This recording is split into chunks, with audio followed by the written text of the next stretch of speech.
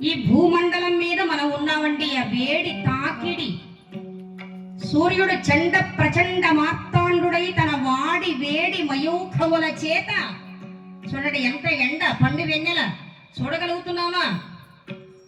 ఎంత ఇబ్బంది పడుతున్నాం. మరి అటువంటి సూర్య భగవానుడు అంత దగ్గరగా కుంతీదేవికి సమీపంగా ఉన్నప్పుడు మరి ఏమీ కాలేదా అంటే కాదండి.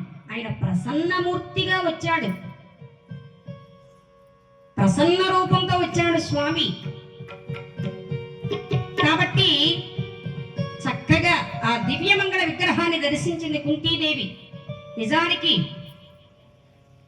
సూర్యోపాసన ఎవరైతే చేస్తారో వారికి ఆయుష్ పెరుగుతుంది, ఆరోగ్యం మెరుగుపడుతుంది,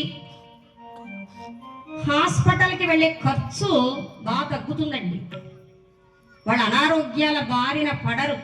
సూర్య నమస్కారం చేసేవారు, సూర్యుని ఉపాసించేవారు, సూర్య భగవానునికి స్నానం చెయ్యగానే అలా అర్ఘ్యం విడిచిపెట్టే వాళ్ళు ఎవరైతే ఉంటారో వారికి సూర్యుడు ప్రసన్నుడై ఉంటాడు. ఇంకా మీరు ఏ దైవాన్ని చూడాలన్నా క్షేత్రానికి వెళ్ళాలి, టిక్కెట్ తీసుకోవాలి, దర్శనం చేసుకోవాలి, కొంత ఖర్చు ఉంటుంది. పైసా ఖర్చు లేకుండా మనకు దర్శనం ఇచ్చేవాడు ఎవరయ్యా? ప్రత్యక్ష దైవం సూర్య భగవానుడు. ఉదయ భానుని ఉపాసిస్తే ఉచ్చ స్థితికి వస్తారు ఎవరైనా కూడా. అందుకే సూర్యోపాసన చేసే వాళ్ళ ముఖాలు చాలా కాంతివంతంగా ఉంటాయి. వాళ్ళ ముఖంలోకి మనం చూడలేమండి, అంత కాంతి. అది లక్స్ మెడిమిక్స్ సోపుల వల్ల వచ్చిన కాంతి కాదు, అది ఉపాసనా బలం.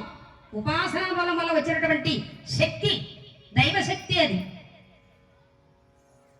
కాబట్టి అంత చక్కగా ప్రసన్నమూర్తిని దర్శనం చేసుకుంది.